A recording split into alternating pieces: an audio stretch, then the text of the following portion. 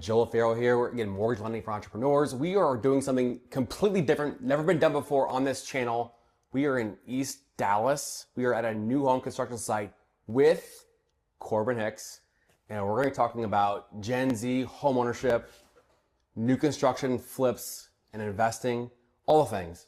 But like for him, he knew exactly what he wanted to do. Like, I don't want to be working until I'm 60. I want to be able to acquire, assets that can grow over time, work, and then at some point pull the foot off the gas pedal. Mm-hmm. And there's people out there that have that same mentality, and I can sense that from you in talking about this. And you have some rentals that you are holding as well. Yes. When you look forward in a couple of years, what do you hope to see? What are there any tangible goals you're trying to get to? Yeah, I'd really like to scale my real estate agent business. I think the flips are great, and I'd love to scale that as well. I thought I would have scaled them more at this point, but that goes back to that suffering from uninformed optimism. So I thought I'd be able to scale it more, but really sometimes when you try to scale things too quickly, you're actually kind of just shooting yourself in the foot, in my opinion, because it's a slow process to get systems in place. And another thing, like with the rentals, is I would have some successful flips, and then I would do a BRRRR method, and the BRRRR is sexy and everything with being able to get your money back and cash flow, but at the end of the day, it's not super common, especially in this market. Maybe around COVID with those rates it'd be possible, but as far as right now, it's very difficult to do a successful BRRRR where you get all your money back. So I'll get capital tied back. So I think at the end of the day, a good goal for me would just be really to scale the real estate agent business. And the flips, I'm really happy with how they are right now. I do about 4 a year, and it's great. I don't want to lean on that way too much too soon, because you said maybe like 2 years from now, right? Mm-hmm. Yeah, so I don't think I'm going to make great leaps with how much volume I do with the flips.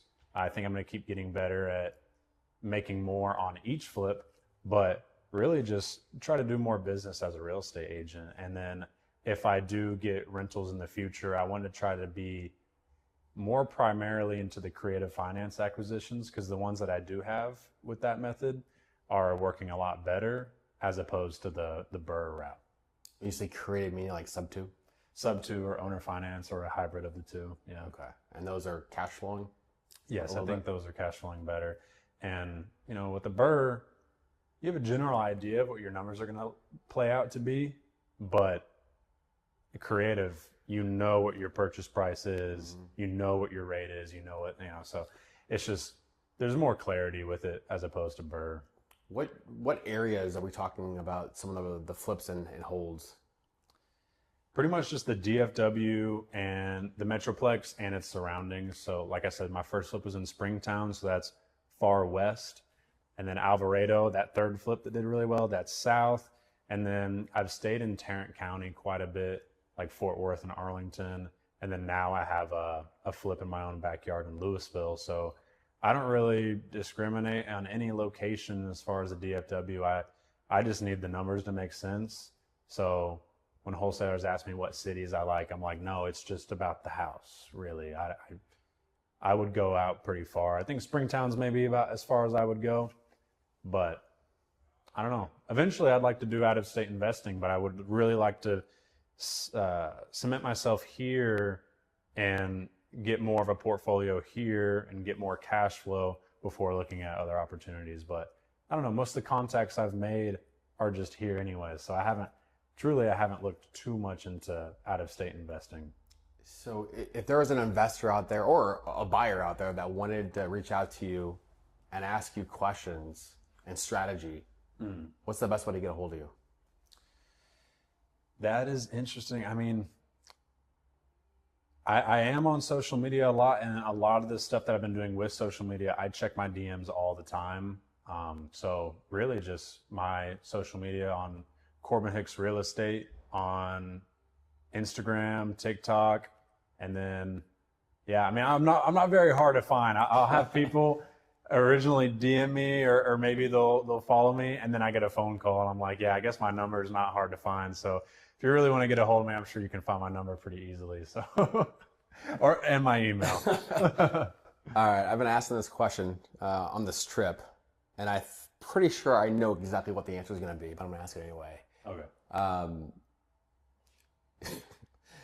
Sorry, I'm laughing because Trisha Gonzalez answered it this way, and this is going to be the exact It's going to be the same answer. So for 2026, we got 9 months left, essentially.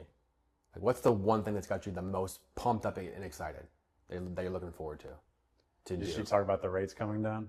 No. No? No. What am I most looking forward to? I'll tell you after you tell it. I feel like it's a clear answer that I'm missing. No, just don't even worry about it. Just what's the first thing that comes to your mind? Me personally, I don't know. This is just like my personal answer is getting a primary residence. Okay. I think that's my biggest goal this year.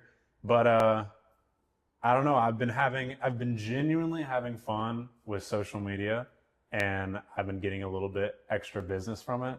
So I think that's the thing I'm most excited about. Cool. I mean, that's why I found you, because of Instagram. Yes. And then I can't remember if I called you or DM'd you first, but you responded, and here we are today. Yeah.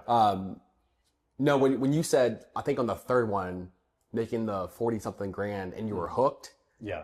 like Trisha's answer was building the business, doing the next deal, like just wanting to continue to grow the business. And I just expect you to say, getting that next deal. Yeah. Under contract. Yeah, I mean, the next deal. I'm pretty deep into deals right now. I think I want to get the deals done and then get the next deals. But like I said earlier, I mean, as far as scaling the flips, of course I want to scale the flips, but I think I just have a different approach at this point, because I do think scaling too fast can make you go bankrupt, basically. Well, I mean, people love talking about how quick they grow, how many doors they acquire, which that's amazing, and some people do it very well.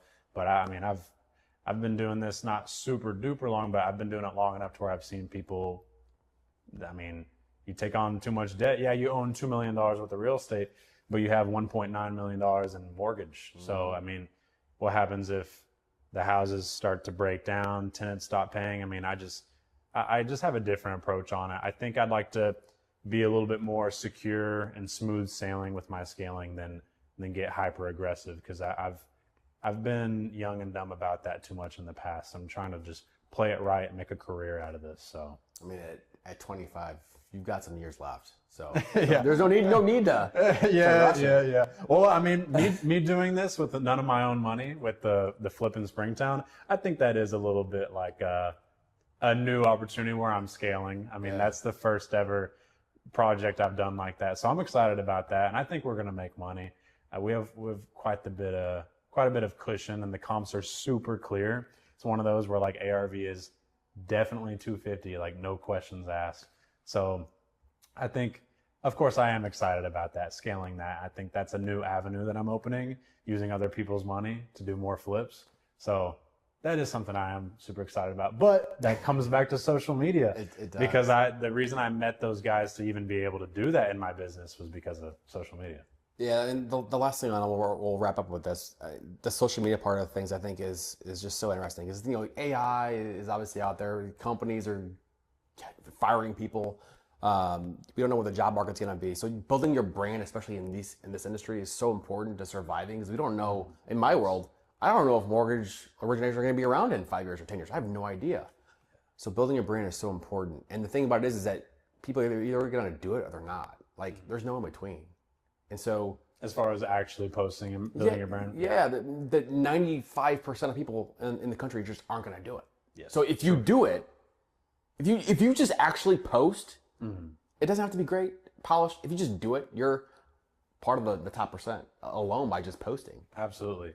Yeah, and I think if you're an entrepreneur in 2026, it is essential. Like, you have to do it. Like, in my opinion, if you're an older person who has their business running smooth and you've been doing it for decades, that's one thing.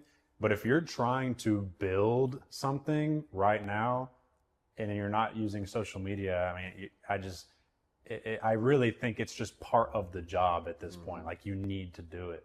So yeah, I mean, I like that approach on it for sure. Yes. So 2027, when we come back around to Dallas, we'll have to catch back up.